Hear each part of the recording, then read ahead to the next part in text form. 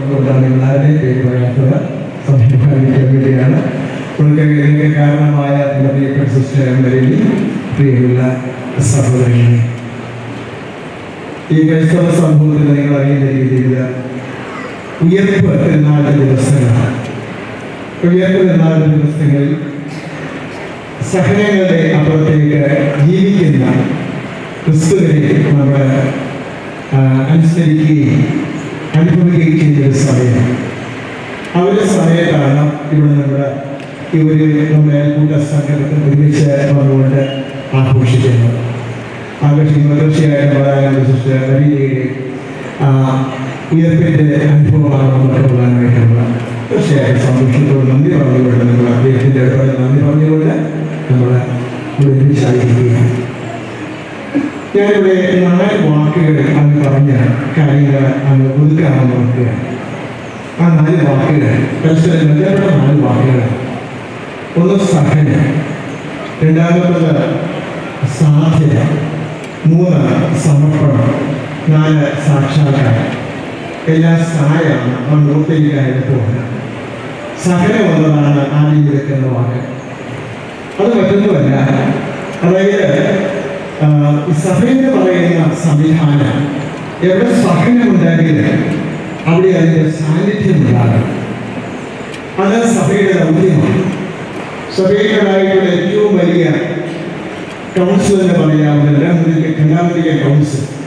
അതിൻ്റെ ഏറ്റവും പ്രധാനപ്പെട്ട പ്രമാണത്തിലേക്ക് പറയുന്നത് ഈ ലോകത്തിൻ്റെ ആശങ്കകൾ, സങ്കടങ്ങൾ, പ്രതീക്ഷകൾ, സന്തോഷങ്ങളൊക്കെ ഈ സഭയുടെ കൂടെയാണ് എന്ന് പറയുന്നത്. അപ്പോൾ ലോകത്തിലെ മൊത്തം സഹനങ്ങൾ അത് സഭയുടെ സഹനങ്ങളാണ്, നമ്മുടെ തന്നെയാണ്, മറ്റാരുടെയുമല്ല. അപ്പൊ അതുകൊണ്ട് സഹിക്കുന്ന മനുഷ്യർ, അത് സാമ്പത്തിക സഹനമാണെങ്കിൽ, അത് മറ്റുകൾക്കുള്ള ഒരുപാട് സഹനങ്ങളാണെങ്കിൽ, അങ്ങനെ സഹനങ്ങളുള്ള മനുഷ്യരുടെ മധ്യത്തിൽ ഈ സഹനങ്ങൾക്ക് മറുപടിയുണ്ട്. ഈ സഹനങ്ങളുള്ളവർക്ക് താങ്ങും തണലുമായിട്ട് ഞങ്ങളുണ്ട് എന്ന് പറഞ്ഞുകൊണ്ടാണ് സഭയുള്ളത്. തീർച്ചയായിട്ടും അത് തന്നെയാണ്.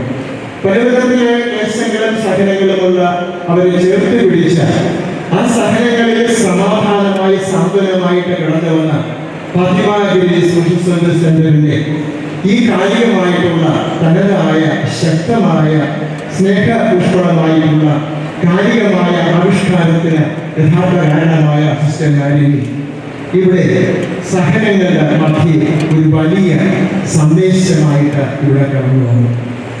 അപ്പോൾ ഈ സഹനങ്ങൾ അനുഭവിക്കുന്ന മനുഷ്യർക്ക് ശരിക്കുള്ളത് രണ്ടാമത്തെ വാക്കാണ്. അവർ സാധ്യതകളുള്ളവരാണ്. സഹനങ്ങൾ അനുഭവിക്കുന്നവരും അവർ സാധ്യതകളുള്ളവരാണ്. അവർക്ക് ഒരുപാട് സാധ്യതകളുണ്ട്. സാമ്പത്തിക സാധ്യതകളുണ്ട്, അവർക്ക് സാമൂഹിക സാധ്യതകളുണ്ട്, അവർക്ക് സാംസ്കാരിക സാധ്യതകളുണ്ട്.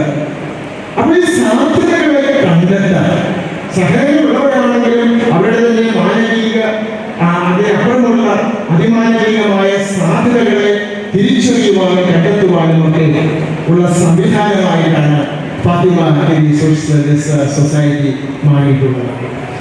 അപ്പോൾ ഈ സഹനങ്ങളുള്ളവരുടെ സാധ്യതകളെ കണ്ടെത്തി എന്തിനാണ് കണ്ടെത്തുന്നത്? 4ാമത്തെ വാക്ക്, അത് സാക്ഷാത്കരിക്കണം. ആ സാധ്യതകളെ സാക്ഷാത്കരിക്കണം. അപ്പൊ അതിനുള്ള സംവിധാനങ്ങളാണ് ഇവിടെ ഒരുക്കിയത്. അത് ദാരിദ്ര്യം അകറ്റുന്ന കാര്യമാണെങ്കിലും, ധ്രുവീകരണമുള്ളിടത്ത് ഉപായം കൊണ്ടുവരാനാണെങ്കിലും, അനാരോഗ്യമുള്ളിടത്ത് ആരോഗ്യം കൊണ്ടുവരുവാനാണെങ്കിലും, തൊഴിലില്ലാത്ത ഉയർകൊണ്ടുവരുവാനാണെങ്കിലും ഒക്കെയുള്ള ആ സാധ്യതകളെ സാക്ഷാത്കാരം, ഈ സഹനങ്ങളൊക്കെ അവസാനിപ്പിക്കുന്ന, നമ്മുടെ സാധ്യതകളെ സാക്ഷാത്കരിക്കുന്ന ആ വലിയ ഒരു അനുഭവം നമുക്കിവിടെയുണ്ട്. ഞാൻ വിശദാംശങ്ങൾക്ക് പോകുന്നത് നിങ്ങൾക്ക് എല്ലാവർക്കും പലക്കെയായി. അതൊക്കെ സാധ്യമാക്കിയത് 3ാമത്തെ വാക്കാണ്, സമർപ്പണം എന്നുള്ള വാക്കാണ്. വലിയ സമർപ്പണമാണ് അതിന് തലമുയർത്തി നിൽക്കുന്നത്. ഒരു സംശയവും വേണ്ട. എനിക്കറിയില്ല എന്തുമാത്രം ഊർജ്ജമുള്ള ഒരാളെന്ന് എനിക്കറിയില്ല. കാരണം വലിയ സമർപ്പണം നോക്കുമ്പോൾ നമുക്ക് വലിയ പ്രചോദനമാണ്. കഴിഞ്ഞ 35 കൊല്ലത്തോളമായിട്ട് സാമൂഹ്യ പ്രവർത്തനം ചെയ്തും പഠിച്ചു പഠിച്ചും പഠിപ്പിച്ചുമൊക്കെ പരിചയമുള്ള ഒരാളാണ്. ഞാൻ കണ്ടൊരു സവിശേഷത, ഒരുപാട് സന്നദ്ധ പ്രസ്ഥാനങ്ങൾ എനിക്കറിയാം, ഒരുപാടുമായി ബന്ധപ്പെട്ട് പ്രവർത്തിക്കുന്ന സാമൂഹ്യ പ്രവർത്തകരെ അറിയാം, അവരുടെ പല കണക്ക് സംഗതി നടത്തിയിട്ടുണ്ട്. പക്ഷേ സിസ്റ്റർ മരിയയെ പോലെയുള്ള ആ കൃത്യതയും വ്യക്തതയും സമർപ്പണവുമുള്ളത് വളരെ കുറവാണ്. നേരത്തെ വളരെ സൂചിപ്പിച്ചല്ലോ, റെസ്റ്റോ ഫൗണ്ടേഷനൊക്കെ 5 പ്രാവശ്യമൊക്കെ സപ്പോർട്ട് ചെയ്യാനുള്ള ഒരു സന്നദ്ധത കാണിച്ചത്. റെസ്റ്റോ ഫൗണ്ടേഷൻ മാത്രമല്ല, പലരും അതല്ലാതെയല്ല, ഈ ശരിക്കുമുള്ള സമർപ്പണം കൊണ്ടാണ്, പ്രൊഫഷണലായ സമർപ്പണം. അത് വലിയ അത്ഭുതങ്ങൾ സംഭവിച്ചില്ലെങ്കിലേ അത്ഭുതമുണ്ട്. കാരണം അങ്ങനത്തെ ഒരു പ്രവർത്തനം ഏതെങ്കിലും ഇങ്ങനെ സഹിക്കുന്ന മനുഷ്യരെ കണ്ടാൽ അവരുടെ സാധ്യതകൾ കണ്ടു കഴിയുമ്പോൾ അത് സാക്ഷാത്കരിക്കുവാൻ വേണ്ടി തികഞ്ഞ സമർപ്പണത്തോടെ മുന്നോട്ട് പോയതാണ്. ഒരുപാട് സന്തോഷമുണ്ട് സിസ്റ്റർ മരിയയുടെ വ്യക്തിത്വത്തിനാണ്, ഈ സമർപ്പണത്തിനാണ്, ഈ വലിയ മുന്നേറ്റത്തിന്. പതിനാഗിരിയുടെ ചുറ്റുപാടുമുള്ള ഒരുപാട് മനുഷ്യര്, നിങ്ങൾ മാത്രമല്ല, എന്ന് പറയുന്നയാള് ഇവിടെ ഇരിക്കുന്ന ആൾക്കാരെ കാണുമ്പോൾ തന്നെ അറിയാം, ജീവിതത്തിന്റെ നാനാ തലങ്ങളിൽ നിന്ന് പല ഭാഗത്തു നിന്നൊക്കെയുള്ള ആൾക്കാരെ. മംഗലാപുരത്ത് പഠിച്ച കോളേജിലുള്ള പ്രിൻസിപ്പൽ ഉൾപ്പെടെ പ്രൊഫഷനാണ് ഉൾപ്പെടെ പഠിപ്പിച്ചിരിക്കുന്ന ഇവിടെ ഉണ്ട്, അവരൊക്കെ ഉൾപ്പെടെയുള്ളവരുണ്ട്. അപ്പൊ പല ഭാഗത്തു നിന്ന് ഇവിടെ ആൾക്കാർ വന്നു കൂടിയത് സിസ്റ്ററുടെ സമർപ്പണത്തിന്റെയും ആ ഒരു ഖ്യാതിയും അതിൻ്റെതായിട്ടുള്ള ശോഭയും ഒക്കെ മനസ്സിലാക്കിയതുകൊണ്ടാണ്. ഞാൻ സമയം എടുക്കാൻ പാടില്ല. ഒരുപാട് സന്തോഷമുണ്ട് സിസ്റ്റർ മരിയയുടെ ഈ ഉദ്ധാന ജീവിതത്തിന്. ഒരു കാര്യം തീർച്ചയാണ്, ഉദ്ധിതനായ ക്രിസ്തു ഈ ലോകത്ത് ഭൗതികമായുള്ള ക്രിസ്തുവിനേക്കാൾ സജീവനായിരുന്നു. അതിനേക്കാള് ശരിക്കും പറഞ്ഞാൽ ആ ക്രിസ്തുവാണ് ഈ ലോകത്തെ എല്ലാ മാറ്റങ്ങളും വരുത്തിയത്. അവരുടെ സിസ്റ്റർ മരിയയുടെ സാധ്യതകൾ ഇനിയും ഒരുപാടാണ്. നമുക്കതാണ് സന്തോഷം. ഈ സമൂഹത്തിന് വേണ്ടി, ഇവിടെ അയൽക്കൂട്ടങ്ങൾക്ക് വേണ്ടി, സഹിക്കുന്ന എല്ലാ വർഷത്തിനും വേണ്ടിയുള്ള ആ സാധ്യത മുന്നോട്ട് പോകും. ദൈവത്തെ ഒത്തിരി നന്മകൾ നേരുന്നു. നിങ്ങൾക്ക് എല്ലാവർക്കും നന്മകൾ നിങ്ങളെ അനുഗ്രഹിക്കട്ടെ. നമസ്കാരം. സേവനദാതാക്കളും ഗുണഭോക്താക്കളുമായി ഇവിടെ സന്നിഹിതരായിരിക്കുന്ന സഹോദരങ്ങളെ എല്ലാവർക്കും എൻ്റെ വിനീതമായ നമസ്കാരം. ഏപ്രിൽ 20 ഒന്ന് ഫ്രീ ആക്കി ഇടണം എന്നോട് മരീന സിസ്റ്റർ 1 വർഷം മുമ്പാണ് പറഞ്ഞത്. അപ്പോൾ ഞാൻ വിചാരിച്ചു സിസ്റ്ററിൻ്റെ ജോലി ആയിരിക്കും. സിസ്റ്ററിനെ ഗുഡ്നസ് ടിവിയുടെ സ്നേഹം സഹനം സന്യാസം എന്ന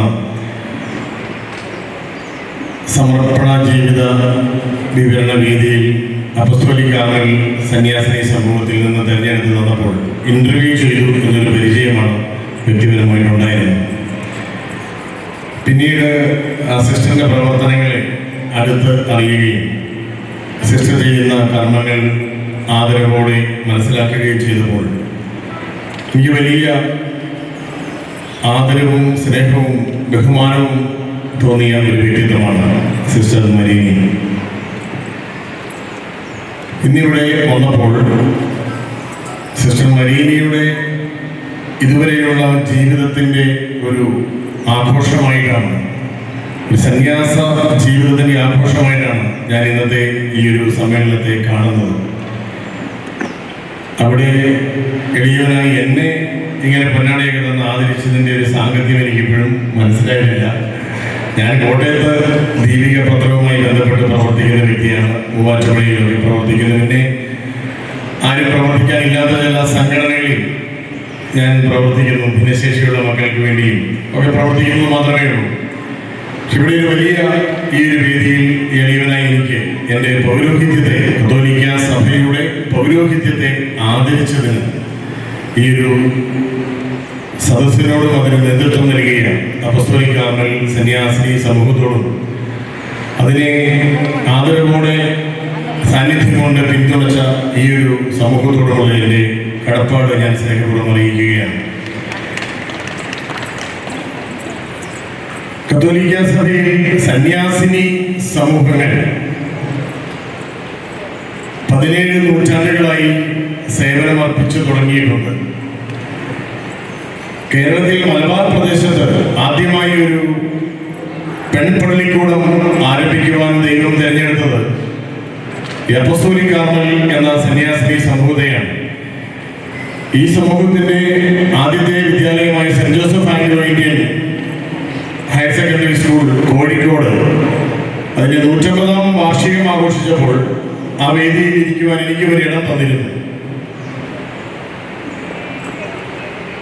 അപ്പോൾ അന്ന് ഞാൻ മനസ്സിലാക്കി മദർ വെറോനിക്ക എന്ന ഒരു ദൈവദാസിയുടെ ധന്യയായ വാഴ്ത്തപ്പെട്ടവളായ ഒരു പുണ്യചരിതയുടെ സന്യാസ ജീവിതത്തിന്റെ ചൈതന്യം സ്വാംശീകരിച്ചുകൊണ്ട് ലോകം മുഴുവനും നിരവധി രാജ്യങ്ങളിൽ അപ്പസ്തോലിക് കാർമൽ എന്ന സന്യാസിനി സമൂഹത്തിലൂടെ സേവനമർപ്പിക്കുന്ന ആയിരക്കണക്കിന് സമർപ്പിതരുണ്ട്.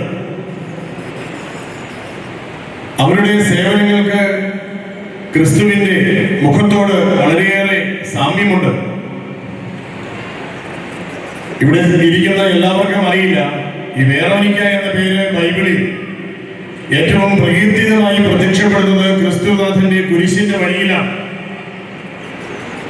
7-ാം സ്ഥലത്ത് 2-ാം തവണയും കുരിശുമായി നിലം മുത്തി വീണ് എഴുന്നേൽക്കുന്ന ക്രിസ്തുവിന്റെ മുഖത്തു നിന്ന് തോരാതെ ഒഴുകുന്ന ചുടുനിണം ഒപ്പിയെടുക്കുവാൻ തന്റെ തൂവാലയുമായി പടയാളികളുടെ ഇടയിലൂടെ ഓടി വന്ന് ഭയപ്പെടാതെ ക്രിസ്തുവിനെ ആശ്ലേഷിച്ച മുഖം തൂവാല കൊണ്ട് ഒപ്പിയെടുക്കുന്ന ഒരു വെറോനിക്കയാണ് ബൈബിളിലെ വെറോനിക്കമാരുടെ മുന്നിൽ നിൽക്കുന്ന വെറോനിക്ക. ഒരുപക്ഷെ ആ വെറോനിക്കയുടെ ചൈതന്യം സ്വീകരിച്ചാവാം മദർ വെറോനിക്കയും ആ പേര് സ്വീകരിച്ച് സന്യാസ പൈതൃകം ഒരു ആഘോഷമാക്കി, ക്രിസ്തു സ്നേഹത്തിന്റെ ആഘോഷമാക്കി മാറ്റിയത്. ഇവിടെ ആ മദർ വെറോനിക്കയുടെ 7-ാം സ്ഥലത്തെ കുരിശിന്റെ വഴിയിലെ 7-ാം സ്ഥലത്തെ വെറോനിക്കയുടെ ക്രിസ്തുവിന്റെ രക്തം പുരണ്ട തൂവാലയിലെ മുറിവേറ്റ മുഖഭാഷയെ ഞാൻ കാണുകയാണ്. അത് മരീനി എന്ന ഈ സമർപ്പിതയുടെ മുഖത്താണ്. നല്ലൊരു കൈയ്യടി അടിക്കാവുന്ന ഒരു പ്രസ്താവനയാണ്.